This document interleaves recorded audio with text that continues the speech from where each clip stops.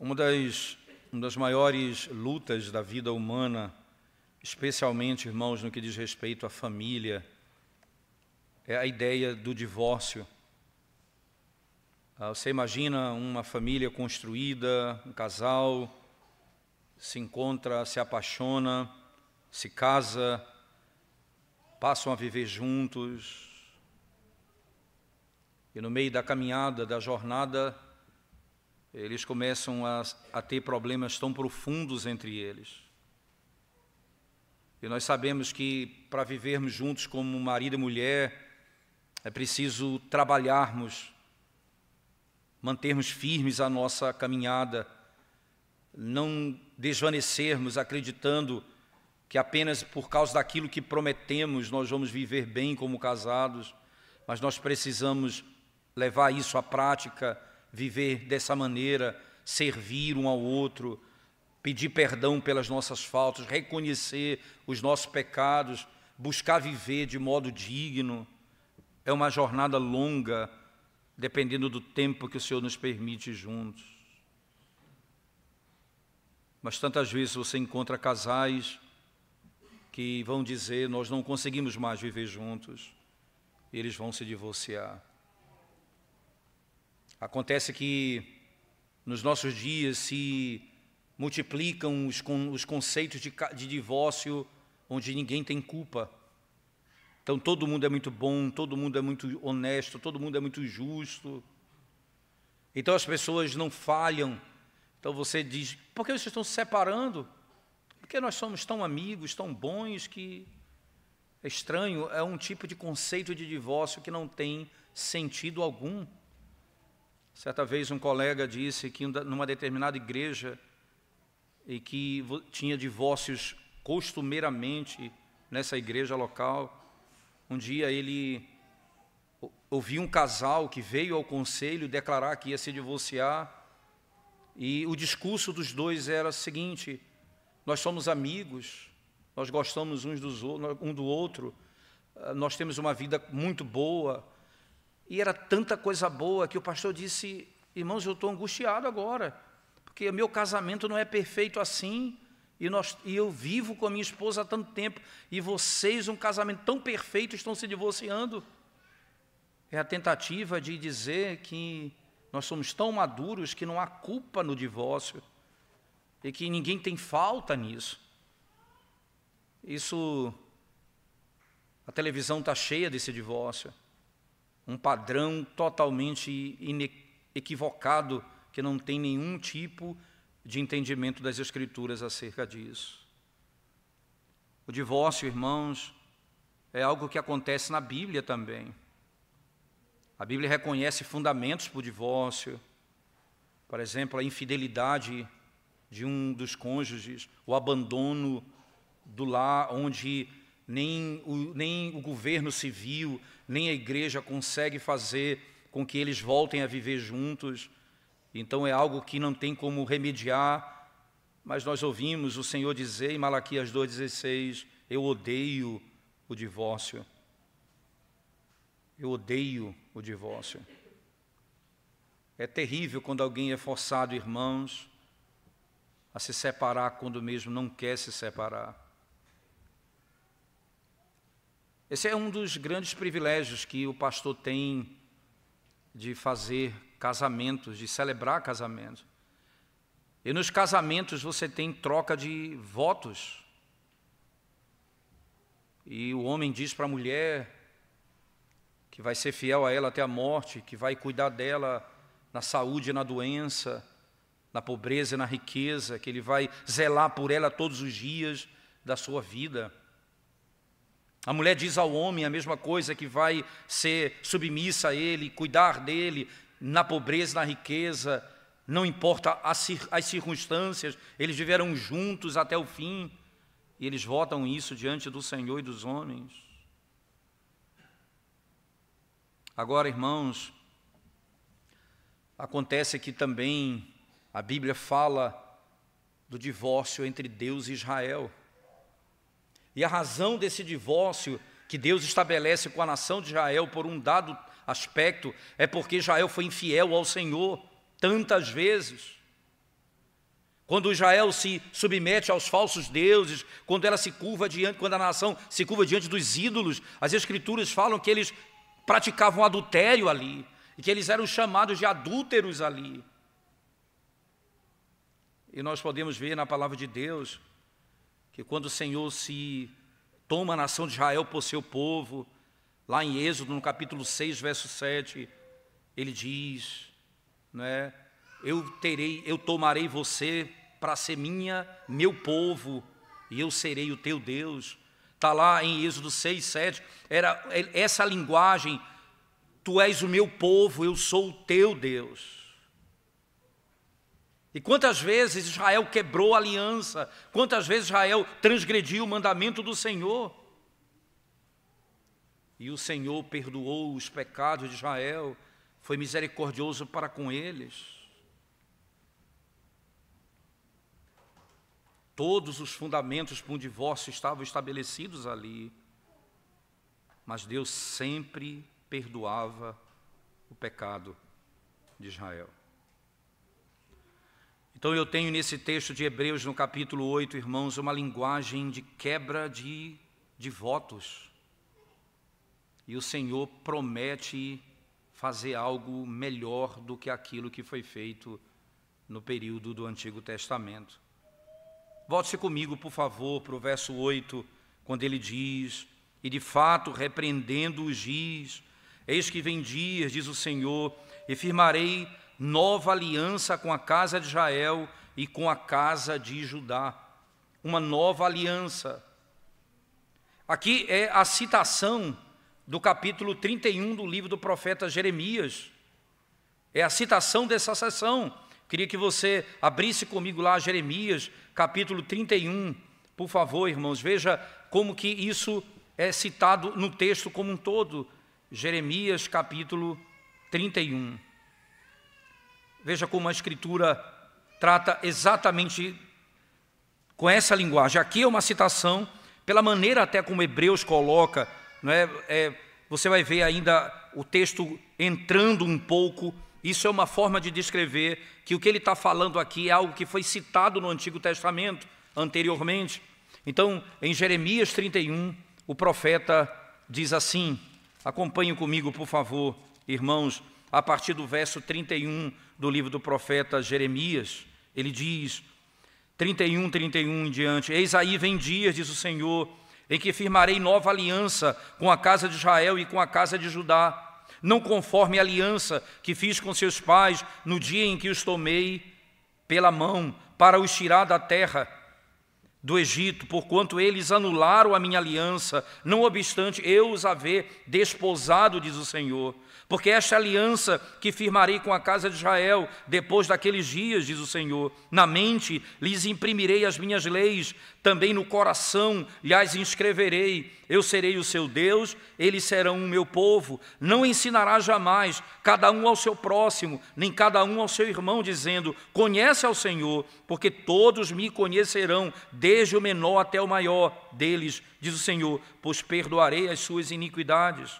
E dos seus pecados jamais me lembrarei. Voltando para o capítulo 8 de Hebreus, da carta aos Hebreus, você vai ver que do verso 8 ao 12 eu tenho literalmente a citação dessa sessão, o estabelecimento de uma nova aliança,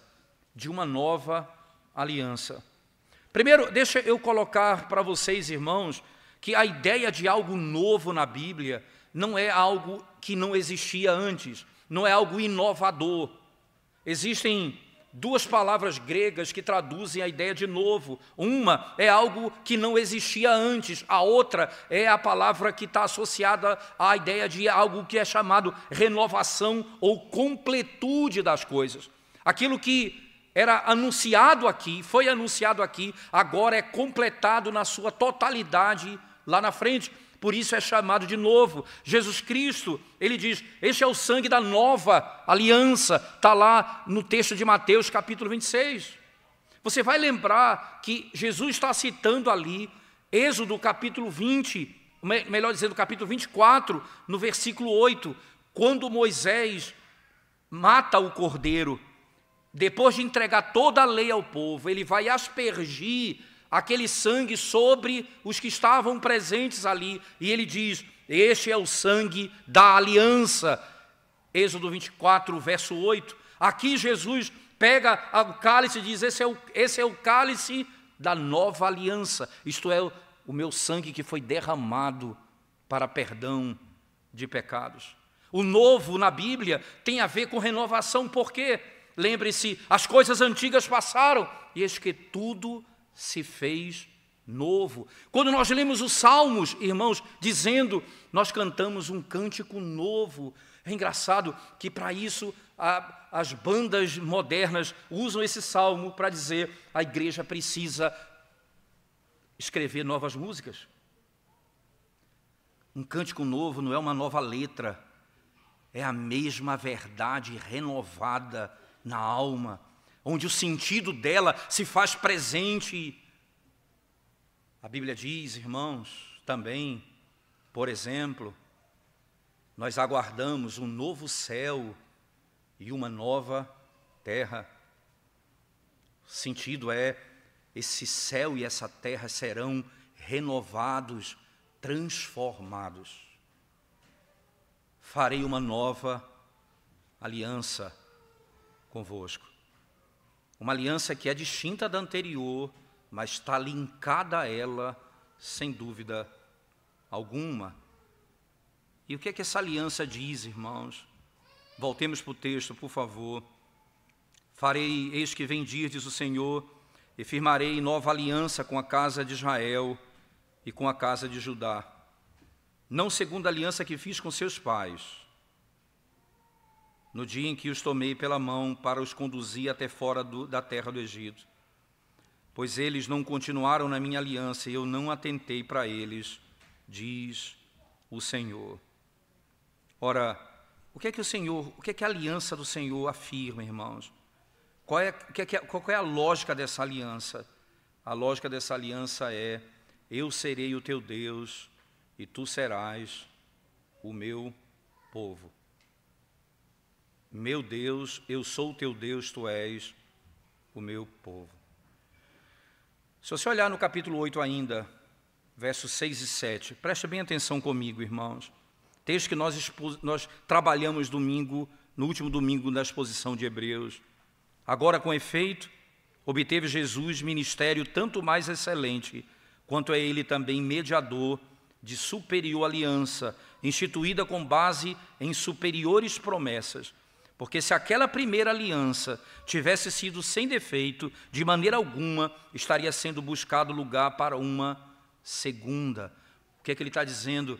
A mudança está no fato de que aquela aliança, mesmo estabelecida ali, ela continha defeitos. Se ela fosse perfeita, não haveria necessidade de uma nova aliança. Não haveria necessidade de uma nova aliança.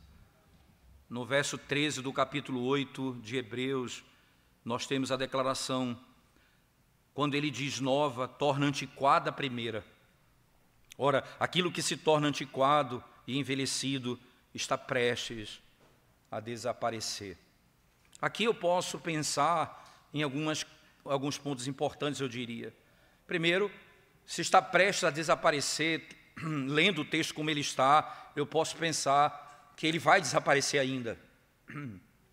Então, talvez ele estivesse falando aqui do ano 70 depois de Cristo, quando o templo de Jerusalém foi completamente destruído. Poderia estar pensando nisso. Essa é uma possibilidade clara no texto.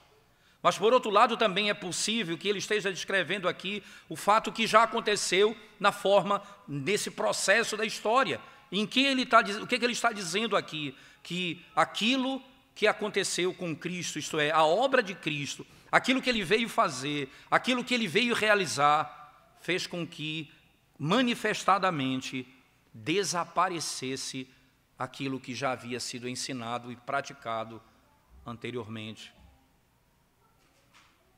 Aquilo que havia sido estabelecido e praticado anteriormente. O argumento aqui em Hebreus, irmãos, é simples. Uma nova aliança precisa acontecer, ela é necessária para que a antiga seja abandonada. Quando nós falamos de algo novo, nós falamos que a primeira ela é obsoleta. E o que se torna obsoleto, irmãos, está pronto para desaparecer, para deixar de existir. Aqui eu tenho a declaração inequívoca: a antiga aliança vai desaparecer e será estabelecida a nova aliança. O que está no meio desses versos de 8 a 12, ele vai apresentar a nova aliança como descrita em Jeremias 31, especialmente as promessas.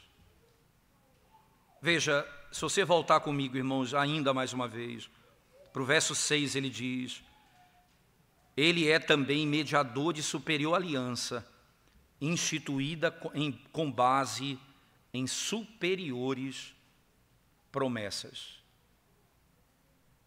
Superior aliança, mediador de uma aliança superior, com base em promessas superiores. Alguém pode dizer: é porque a antiga aliança, no Antigo Testamento, não havia graça, não havia redenção nessa aliança? Será que a graça só veio existir no Novo Testamento? Esse certamente é um grande equívoco, irmãos, é um grande equívoco pensarmos dessa maneira. É um argumento confessional que, como igreja, nós cremos, não é?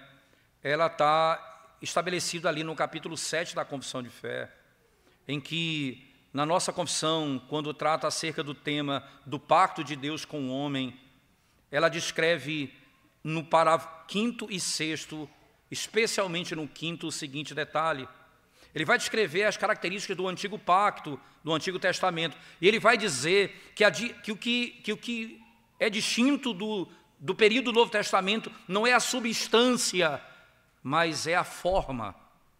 E a forma precisa passar. Essa forma ela não existirá mais, mas aquilo que é essência permanecerá. Eu vou lhes mostrar isso, mas deixa eu ler primeiro o que a confissão diz, depois nós vamos olhar para o texto sagrado. No parágrafo 5º da confissão do capítulo 7 diz: este pacto, que pacto? O pacto da graça. Este pacto no tempo da lei não foi administrado como no tempo do Evangelho.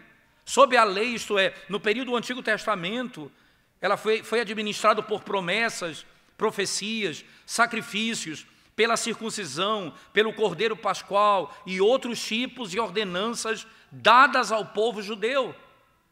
Veja o detalhe: dadas ao povo judeu, prefigurando tudo Cristo que havia de vir. Entende, irmãos? Os nossos pais entendiam que tudo aquilo que tinha no Antigo Testamento, externamente, não era perfeito, porque apontava para aquilo que seria perfeito, apontava para Cristo que viria. Por isso, esse caráter externo tinha que acabar. Ele não lidava com as questões mais profundas da alma.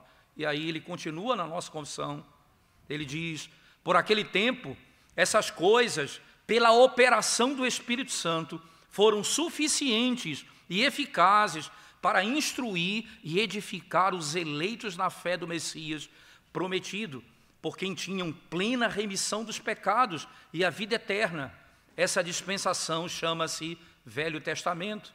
Agora, com um pouco mais de paciência, veja o capítulo 6 comigo, que lida com esse mesmo pacto no período do Novo Testamento. E veja o que é que ele vai dizer, como nossos pais entendiam.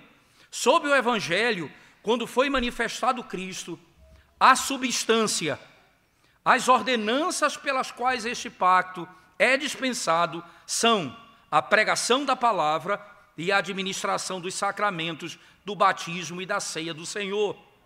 Por estas ordenanças, posto que poucas em número e administradas com maior simplicidade e menor glória externa, o pacto é manifestado com maior plenitude, evidência e eficácia espiritual a todas as nações. Veja, o primeiro, no parágrafo 5º, aos judeus, no parágrafo 6º, a todas as nações, aos judeus bem como aos gentios.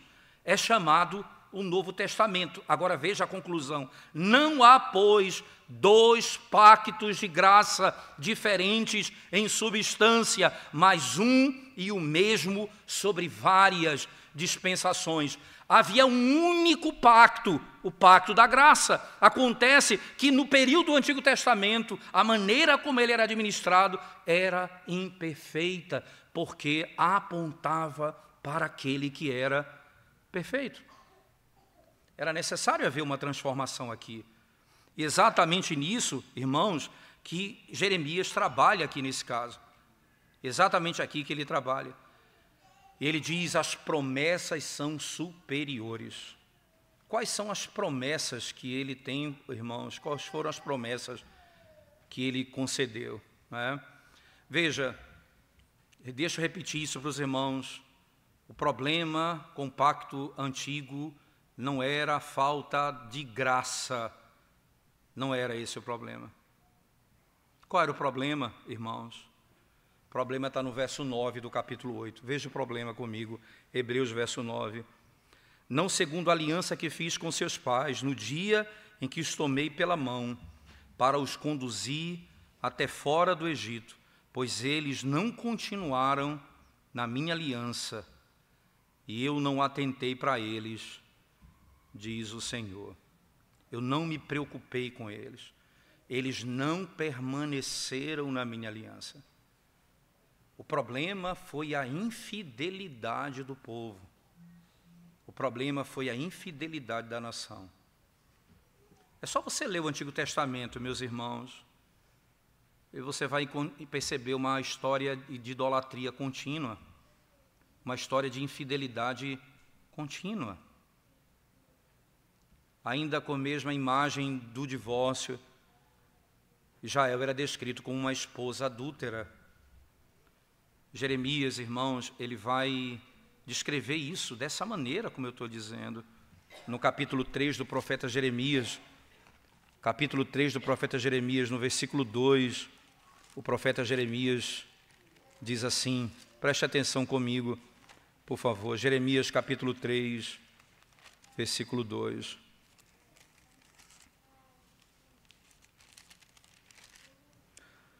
Levanta os olhos aos altos desnudos e vê, onde não te prostituíste, nos caminhos te assentavas à espera deles, como o arábio no deserto, assim poluíste a terra com as tuas devassidões e com a tua malícia.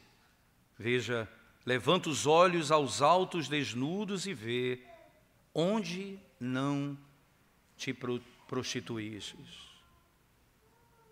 Olha para a história e vê quantas vezes vocês me deixaram, quantas vezes vocês me abandonaram.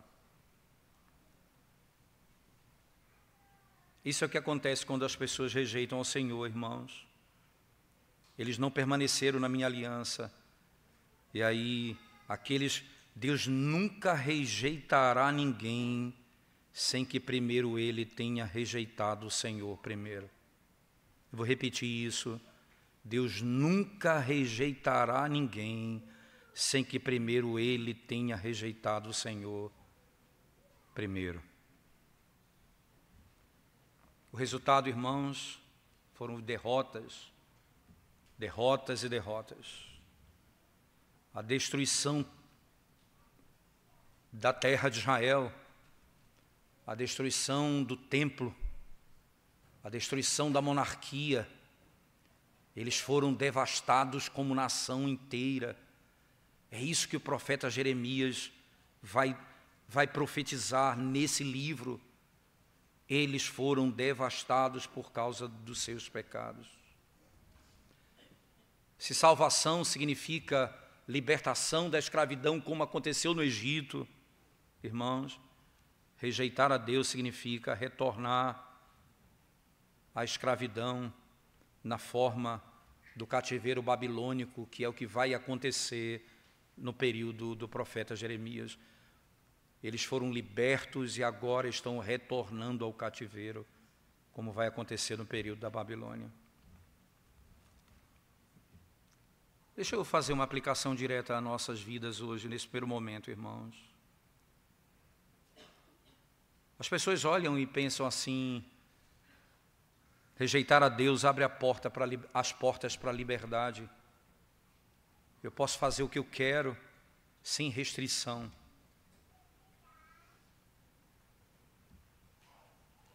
Você pode estar livre para fazer o que você quer, mas você não estará livre das consequências de fazer o que você quer. Você pode estar livre para pecar, como você imagina, mas você não está livre das consequências dos seus próprios pecados.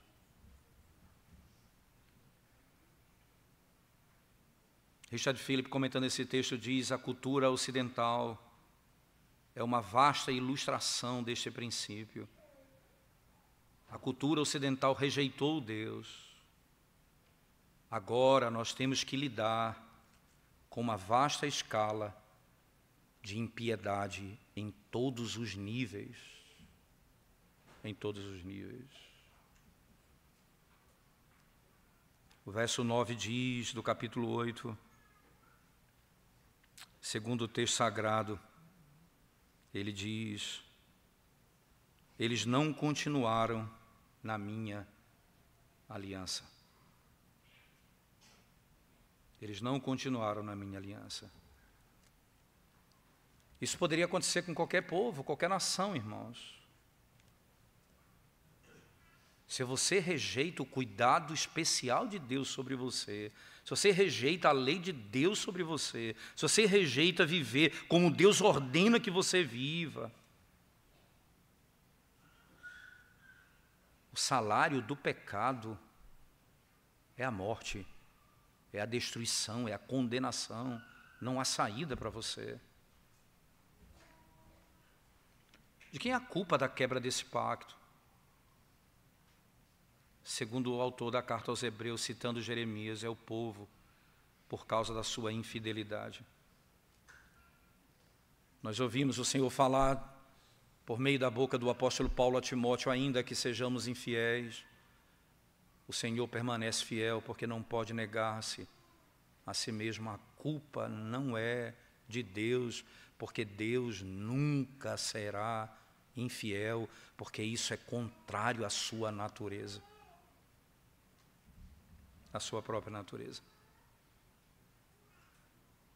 O principal problema não era a falta da graça,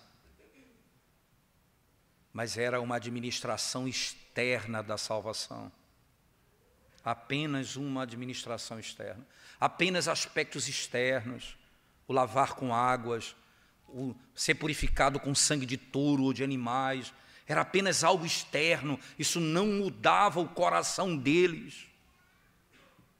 É claro, irmãos, que muitos no Antigo Testamento amavam ao Senhor de todo o coração, porque eles entendiam que a esperança deles não se colocava na externalidade daquele pacto, mas nas promessas que apontavam para Cristo, daquele pacto, no aguardo daquele que derramaria o seu sangue e nos purificaria verdadeiramente de todo o pecado.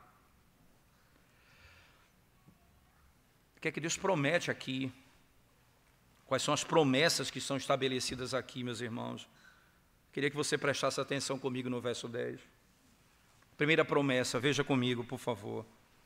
Porque esta aliança que firmarei com a casa de Israel, depois daqueles dias, diz o Senhor, na sua mente imprimirei as minhas leis, também sobre o seu coração as inscreverei. Eu serei o seu Deus, eles serão o meu povo.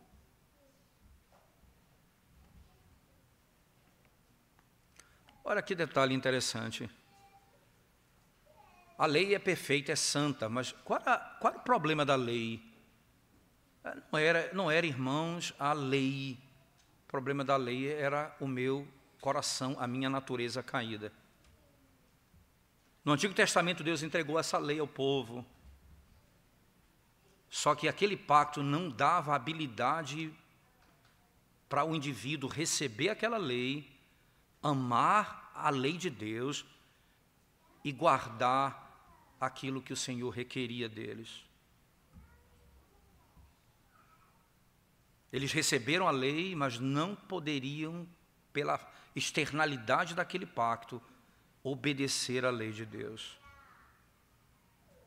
Na nova aliança, ele vai fazer essa provisão por causa da fraqueza do homem, prometendo não apenas dar a lei, mas colocá-la dentro deles. Perceba, ele não apenas disse que vai dar a lei. Lembre-se, ali no Monte Sinai, Moisés recebe a lei em tábuas de pedra e ele entrega ao povo. Agora ele vai dar a lei escrita no coração deles, exatamente aqui. Essas promessas são superiores, por isso que ele diz, é necessário um sacerdote superior, porque as promessas são superiores, não são leis escritas em tábua de pedra, são leis escritas no coração. Em Romanos, no capítulo 8, verso 3, irmãos, você vai ver que o apóstolo Paulo diz que a lei estava impedida por causa da fraqueza humana, da natureza humana. É por isso que o relacionamento entre Deus e o seu povo quebrou. Eles não poderiam guardar a lei como o Senhor ordenava. Como é possível guardar a lei, irmãos? Como é possível isso? Venha comigo, por favor, no texto de Romanos, no capítulo 8. Sem desmarcar Hebreus, por favor, Hebreus, mantenha aberto. Nós retornaremos a ele, mas vamos lá para Romanos, no capítulo 8.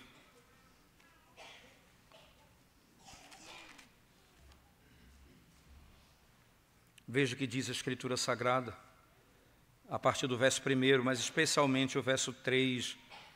Agora, pois, já nenhuma condenação há para os que estão em Cristo Jesus, porque a lei do Espírito da vida em Cristo Jesus te livrou da lei do pecado e da morte. Veja, a lei do Espírito da vida em Cristo Jesus te livrou da lei do pecado e da morte. Porquanto que for impossível a lei, veja, a lei foi dada, mas o que era impossível a ela? No que estava enferma pela carne. Isto fez Deus, enviando o seu próprio Filho, em semelhança de carne, pecaminosa, e no tocante ao pecado, e com efeito, condenou Deus na carne o pecado. Veja, a lei, ela é boa, mas ela estava impedida por causa, irmãos, da nossa carne. Nós não tínhamos poder em nós mesmos para obedecer à lei de Deus, para fazer a vontade de Deus, para andar nos caminhos do Senhor. Não tínhamos em nós mesmos. E aí no verso 4 ele diz, a fim de que o preceito da lei se cumprisse em quem? Em nós. Veja, o preceito, isto é, irmãos, as ordenanças, o requerimento da lei, aquilo que a lei exige para que ela se cumprisse em mim. O que foi que aconteceu? Deus envia seu Filho na forma humana para que ele obedeça a lei em meu lugar e a sua obediência é imputada a mim. E aí eu sou tratado como alguém que cumpriu a lei. Aí o verso 4 diz, a fim de que o preceito da lei se cumprisse em nós, que não andamos segundo a carne, mas segundo o Espírito. Todo cristão verdadeiro tem entendimento disso, irmãos. Se você possui vida eterna em Cristo, você experimentou algo parecido com isso. Primeiro, você deseja fazer coisas que você nunca fez antes. Enquanto os antigos prazeres começam a se tornar um problema para você. Andar com pessoas que você não andava antes, você quer andar com os irmãos. Você ridicularizava do povo que tinha uma Bíblia, você ama ter uma Bíblia. Você tinha prazer, você não queria ir à igreja, agora você tem a alegria de estar na casa de Deus. Você começa a desejar coisas que você não desejava antes.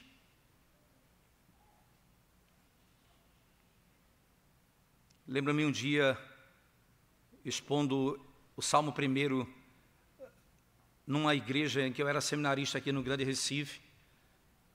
Eu lembro muito bem dessa cena, quando, lendo o texto, e na minha percepção imediata é ainda tão imatura das Escrituras. Eu li no texto do Salmo 1 que dizia: não é bem-aventurado o homem que não anda segundo o conselho dos ímpios, nem se detém no caminho dos pecadores, nem se assenta na roda dos escarnecedores. E aí eu comecei a falar que quem se assenta na roda dos escarnecedores não tem retorno, esse não tem prazer nas coisas de Deus. E aí um irmão lá, posteriormente, veio falar comigo e disse: pastor, eu vivi a vida mais iníqua que o senhor possa imaginar nessa terra. A graça do Senhor me alcançou de tal maneira que eu tinha prazer de fazer as coisas dos ímpios, de me sentar com eles. E hoje o meu prazer é estar na casa de Deus completamente. E eu lembro um dia que ele me deu uma carona, que eu ia fazer uma visita a uma pessoa na cidade. E ele me deu uma carona e nós chegamos num lugar bem complexo, difícil acesso. Eu disse: irmão, me deixa aqui que eu vou descendo. Eu desço a pé até a casa do irmão. Ele disse: pastor, ele chamava assim, era seminarista ainda, ele dizia: não se preocupe, eu vou levar o senhor até lá. Esse carro eu já usei para coisas que o senhor não imagina. Eu não tenho problema em usar o que eu tenho para a glória de Deus. É algo novo. Começa novo. Desejo de fazer aquilo que eu não queria fazer. Começa assim na nossa vida, irmãos, o poder de fazer o que Deus ordena. No mesmo cativeiro babilônico, não apenas citado pelo profeta Jeremias, mas pelo profeta Ezequiel também, que viveu o mesmo período da história. Capítulo 36 do profeta Ezequiel. Volte comigo, por favor, às Sagradas Escrituras. Ezequiel 36, por favor, meus irmãos. E veja o que diz a palavra de Deus. Veja que Israel aqui quebrou a lei de Deus em todos os sentidos. E o profeta vai deixar isso tão claro, que ele diz assim, Ezequiel 36.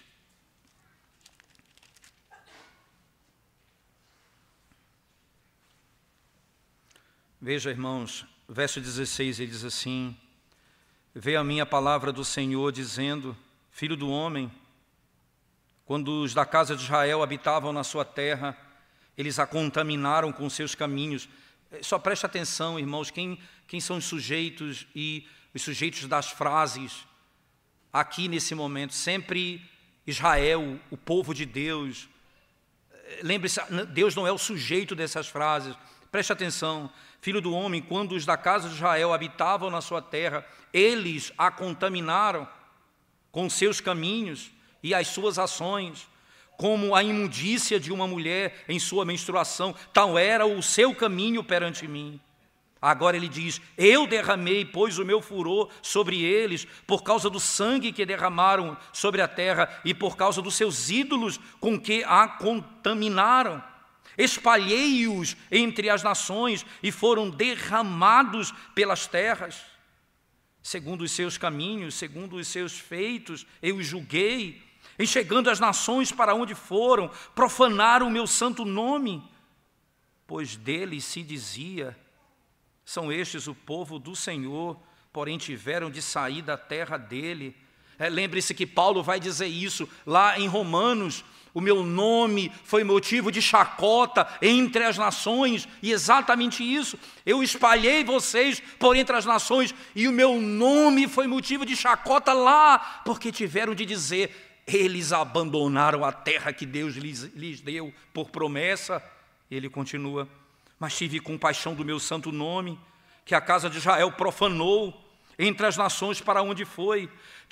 Dize, portanto, a casa de Israel: assim diz o Senhor Deus, Não é por amor de vós que eu faço isto, ó casa de Israel, mas pelo meu santo nome, que profanaste entre as nações para onde fostes. Vindicarei a santidade do meu grande nome, que foi profanado entre as nações, o qual profanaste no meio delas. As nações saberão que eu sou o Senhor, diz o Senhor Deus, quando eu vindicar a minha santidade perante elas. Tomar-vos-ei de entre as nações, e vos congregarei de todos os países, e vos trarei para a vossa terra. Então aspergirei água pura sobre vós, e ficareis purificados de todas as vossas imundícias, e de todos os vossos ídolos vos purificarei. Dar-vos-ei coração novo, e porei dentro de vós espírito novo. Tirarei de vós o coração de pedra e vos darei coração de carne. Porei dentro de vós o meu espírito e farei que andeis nos meus estatutos, guardeis os meus juízos e os observeis. Veja, ele diz: eu farei com que vocês obedeçam os meus mandamentos. Vocês não podem por vocês mesmos. O aspecto do pacto do Antigo Testamento, no caráter externo dele, não adentrava o coração. Então eles não poderiam obedecer a Deus. E ele diz: eu darei o meu espírito e farei com que vocês obedeçam os meus mandamentos.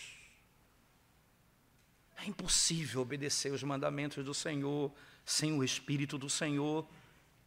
É impossível fazer a vontade de Deus sem o Espírito de Deus. O verso 10 de Hebreus 8 nos diz algo ainda mais glorioso, irmãos, eu posso dizer. Porque esta é a aliança que firmarei com a casa de Israel depois daqueles dias, diz o Senhor. Na sua mente imprimirei as minhas leis, também sobre o seu coração as inscreverei. Eu serei o seu Deus, e eles serão o meu povo.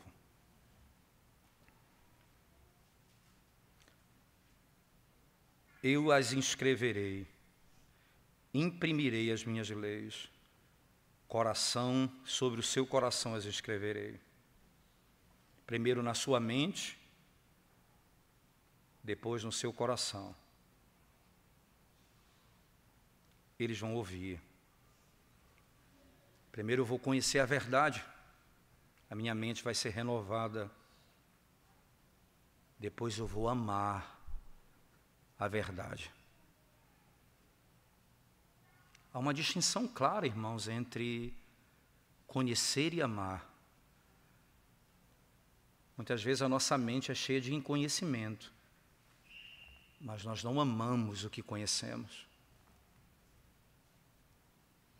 É tão preciosa essa informação, eu digo aos irmãos, que o apóstolo Paulo, escrevendo aos Romanos, no capítulo 8, vai dizer: todas as coisas cooperam para o bem daqueles que amam o Senhor. Ele poderia dizer daqueles que creem no Senhor, daqueles que conhecem de alguma forma o Senhor. Mas eu não posso amar se eu não conhecer. Mas eu não posso meramente conhecer sem desejar amar aquela verdade. O nosso problema mora aqui. O Senhor vai imprimir na minha mente e vai imprimir no meu coração a sua lei. E Ele vai colocar assim: eu serei o seu Deus e eles serão o meu povo. Que promessa preciosa, irmãos. E aqui eu já disse isso no sermão anterior, trago isso em poucas palavras mais uma vez. No dia de Pentecostes, é a descrição do que aconteceu ali no Monte Sinai de forma gloriosa. No Monte Sinai a lei foi entregue, raios e trovões foram ouvidos. relâmpagos. Quando Cristo foi assunto aos céus e o Espírito veio sobre a igreja, labaredas de fogo foi visto naquele dia.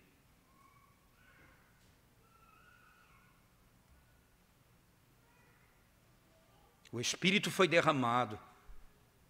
Moisés, no Antigo Testamento, subiu até o Altíssimo, até o Santíssimo Lugar e trouxe de lá tábuas escritas. Agora o Espírito naquele dia é derramado sobre a igreja. Porque naquele dia Ele vai escrever a lei de Deus no coração do povo de Deus. Exatamente, Jesus é maior do que Moisés. Moisés foi até o topo do monte e desceu com a lei. Jesus adentrou o Santíssimo Lugar e o Espírito veio sobre a igreja para entregar a lei ao seu povo, escrita agora, não em tábuas de pedra, mas no nosso coração. Para que obedeçam ao Senhor. Eu preciso de um mediador superior, porque as promessas são superiores. Eu preciso de um pacto superior, novo, porque as promessas são superiores. Mas há ainda uma promessa aqui, no verso 11.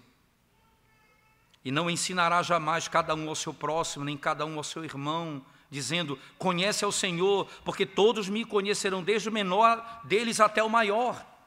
E aqui é um texto que muitos vão usar para dizer, é por isso que nós não precisamos de pastores, de mestres na igreja, porque o menor ao maior, todos vão conhecer a Deus.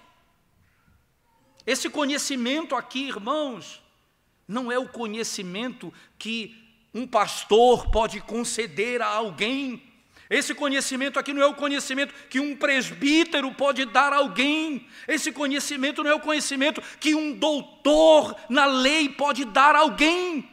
Esse conhecimento aqui só é possível porque o Espírito de Deus foi derramado no nosso coração e escreveu no nosso coração a lei de Deus. É por isso que ninguém vai poder nos ensinar. Somente aqui eu sou ensinado.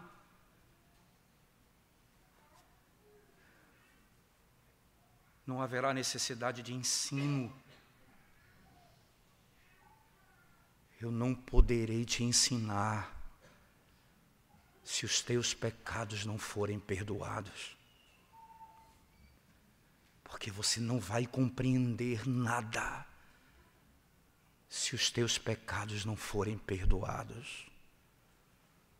Veja se não é exatamente isso que o texto diz, meu irmão, no verso 12. Veja a partícula que conecta o verso 11 e o 12. Pois.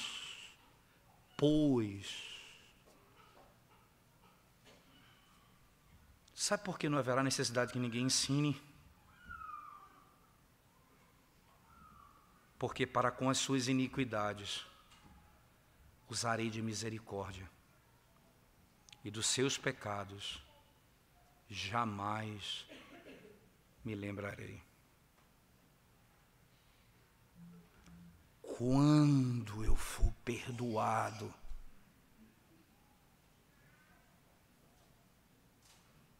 os meus olhos forem abertos, eu conhecerei o que o mundo não pode conhecer. E que nenhum homem nessa terra tem poder de ensinar. Nós saberemos. Eu não sei quem ele é. Eu só sei que ele estava cego e agora vê.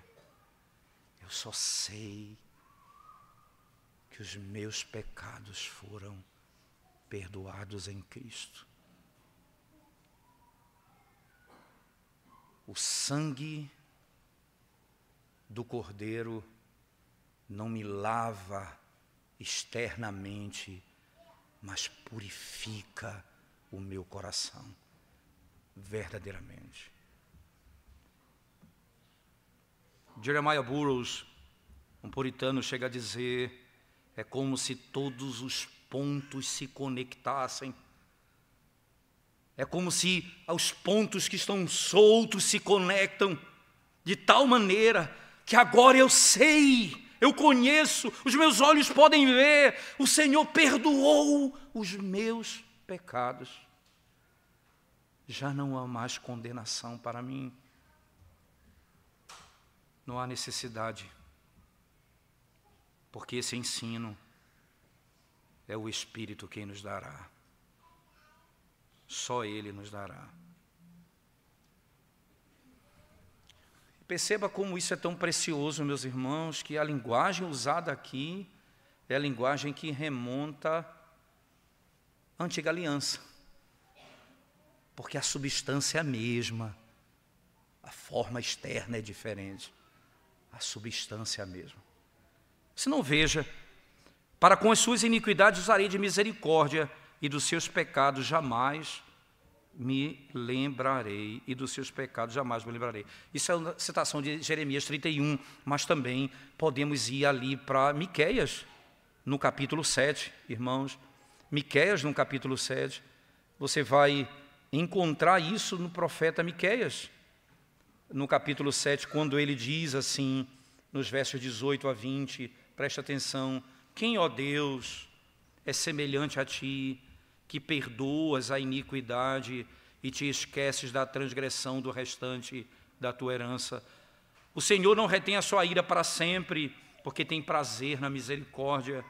Tornará a ter compaixão de nós, pisará aos pés as nossas iniquidades e lançará todos os nossos pecados nas profundezas do mar.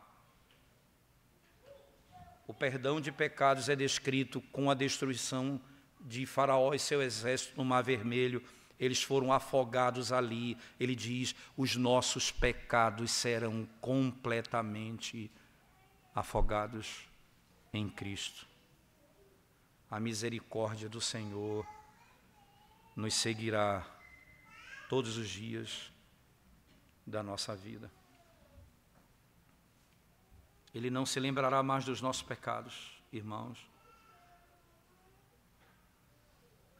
Para com suas iniquidades usarei de misericórdia, e dos seus pecados jamais me lembrarei.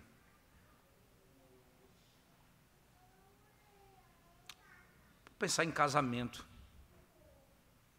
Você imagina um matrimônio onde um problema real aconteceu e houve perdão, e a parte ferida traz isso continuamente à tona por anos e anos.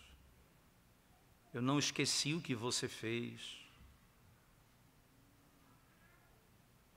Não pense você que eu esqueci o que você falou.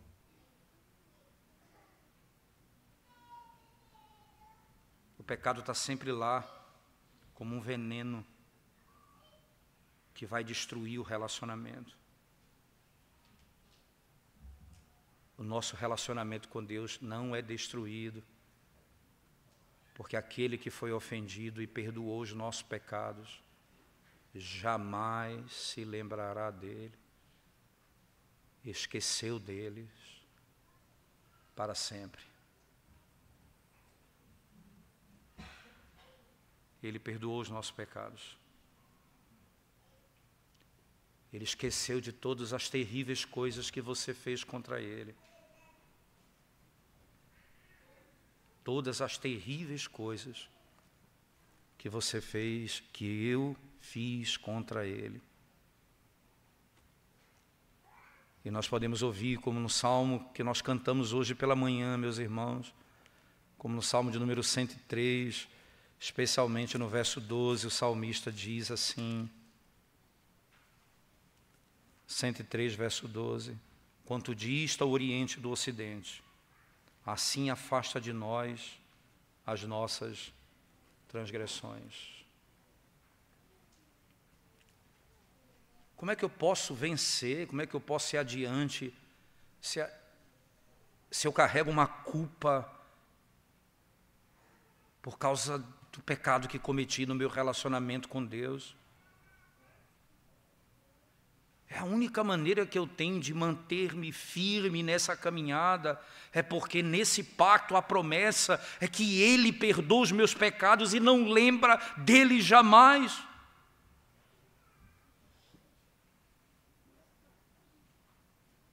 Muitos casamentos serão restaurados e foram restaurados pelo poder da graça de perdoar pecados. Mas muitos são destruídos pela incapacidade de perdoar pecados. As promessas desse pacto são infinitamente superiores. Infinitamente superiores. E a promessa no fim é: eu serei o teu Deus, tu serás o meu povo. O Senhor estará no nosso meio. Estaremos seguros com Ele. Isso termina com uma descrição em Apocalipse, no capítulo 21, no versículo 2 e 3, o apóstolo diz assim: vi também a cidade santa, a nova Jerusalém, que descia do céu da parte de Deus, ataviada como noiva, adornada para o seu esposo. Então ouvi grande voz vinda do trono dizendo: eis o tabernáculo de Deus com os homens, Deus habitará com eles, eles serão povos de Deus, e Deus mesmo estará com eles. Esse é o fim último, essa é a segurança para onde nós estamos indo. Ele nos levará para um lugar de total segurança, onde não haverá ruptura jamais. O novo céu e a nova terra, onde estaremos com Ele, e Ele estará no nosso meio, e Ele dirá: vocês são meus, e eu pertenço a vocês, e vocês estão seguros para sempre. Enquanto Deus viver, assim será. Como Ele é infinito e eterno, assim será para sempre. Jamais seremos destruídos.